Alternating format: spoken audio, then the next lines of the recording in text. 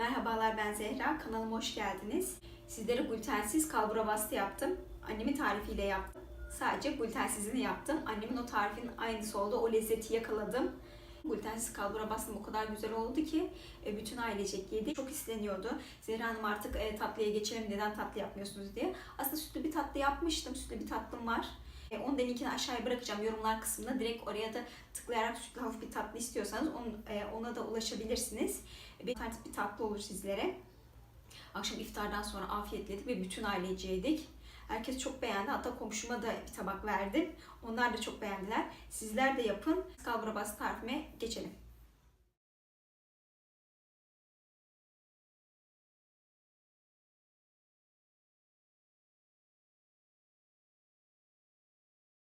Yoğurma kabımıza öncelikle 1 çay bardağı sıvı yağ ekliyoruz.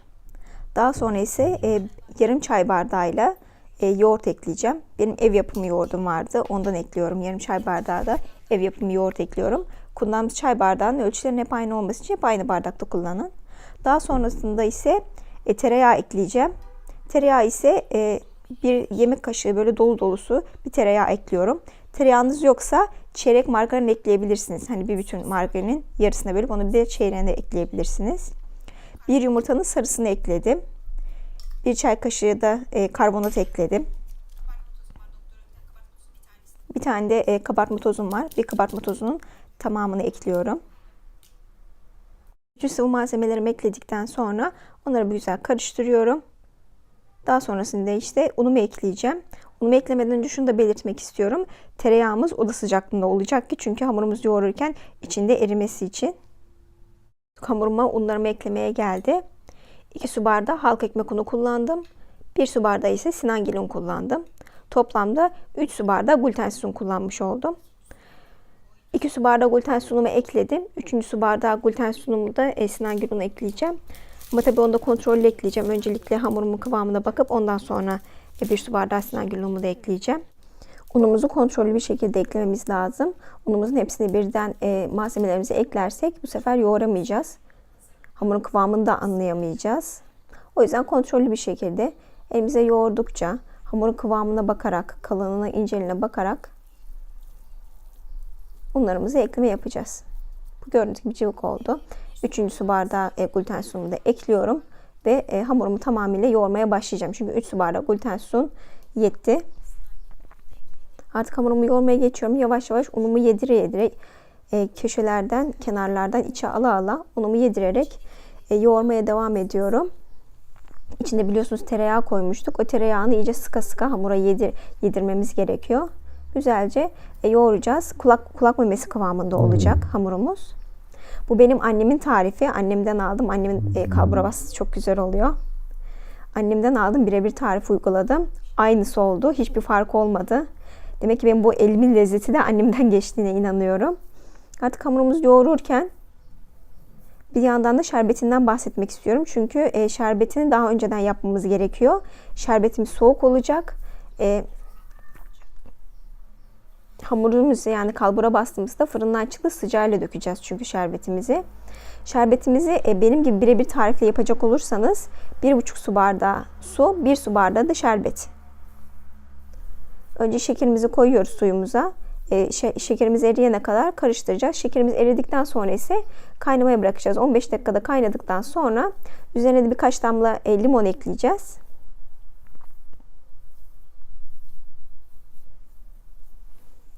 Limonumuzu da ekledikten sonra ondan sonra ocağımızın altını kapatacağız. Şerbetimiz hazır olacak. Onu bir kenara soğumaya bırakacağız.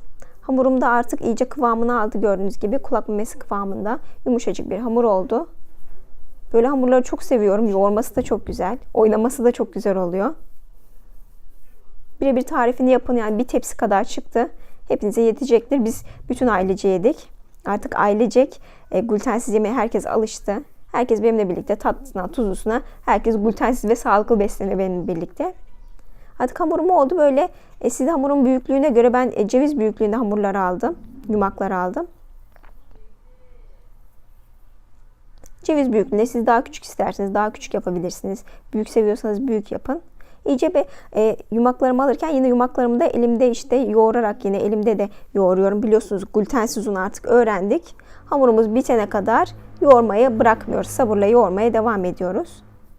Artık şekline geçeceğim. Biliyorsunuz kalbura bastıyı kalbura basarak şeklini çıkarıyorlar ya da süzgeç yardımıyla. Ben süzgeçle denedim. Bizim hamurumuz yapıştı ve çıkmadı. O yüzden başka bir alternatif denedim. Bu arada ben kalbura bastığı genelde cevizle yapıyorlar. Benim cevizim yoktu. Ben fındıkla yaptım. Fındıkla da çok güzel oldu. Sizlere de tavsiye ederim. Fındıkla da deneyin. Fındıklarımı koydum içeri. Çekilmiş fındıklarım vardı. İçerisine koydum. Elimle gördüğünüz gibi açtım. Ve biliyorsun glutensiz un olduğu için bakın kenarlarına çatladı. Hiç sorun değil. Bunu güzelce böyle sanki içli köfte yoğurur gibi ya da ne bileyim köfte yapar gibi böyle yavaş yavaş hafif hafif çok da sıkmadan şeklini verdim. Bende patates ezeceği var biliyorsunuz. Sizlerde var mı bilmiyorum ama bende patates ezeceği vardı. Bununla şeklini verdim. Size farklı şeylerle verebilirsiniz. İlla böyle şekil vermek istiyorsanız çatalla da verir. Benim annem genelde çatalla da böyle iki çizgi atıyor. Öyle de oluyor. İlla kalbura bastı diye kalbura ya da süzgece basmamız gerekmiyor. Tekrar göstereceğim size. İyice elimle tekrar yoğuruyorum. Bastırıyorum. Ortasına fındıklarım geleceği yeri böyle açıyorum. Kenarlarını görüyorsunuz gene hemen çatlamalar oluyor. Hiç sorun değil. Düzenliyorum elimle. Fındıklarımı ekliyorum içerisine. İstediğiniz kadar. Ben biraz bol tuttum.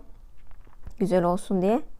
Fındıklarımı ekledikten sonra kenarlardan katlamaya başlıyorum. Ortaya gelecek şekilde. Hemen görüyorsunuz yine etraftan çatlamalar oldu. Hiç sorun değil. Elimizde yumuşacık bir şekilde sıkıyoruz. Düzenliyoruz yani her tarafını sıka sıka şeklini vere vere düzenliyoruz.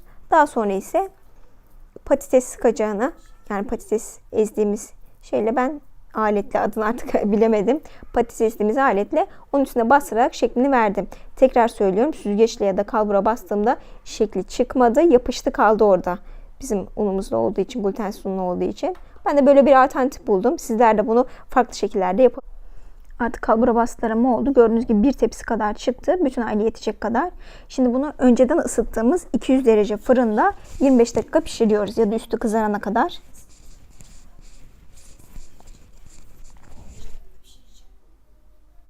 Kalbura bastılarım pişti.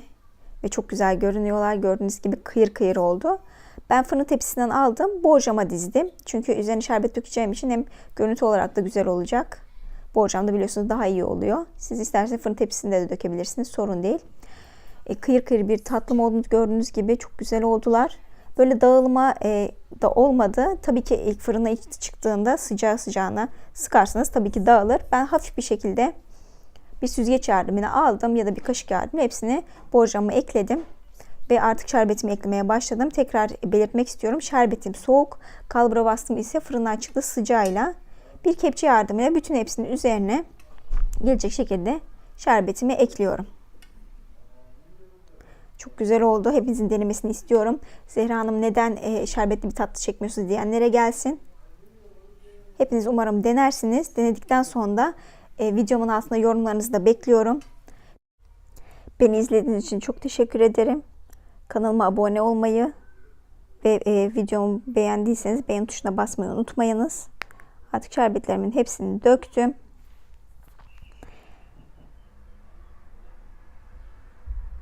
Kalbura bastımı artık çekmeye bırakacağım. Ve bir sonraki videomda görüşmek üzere. Şimdilik hoşça kalın.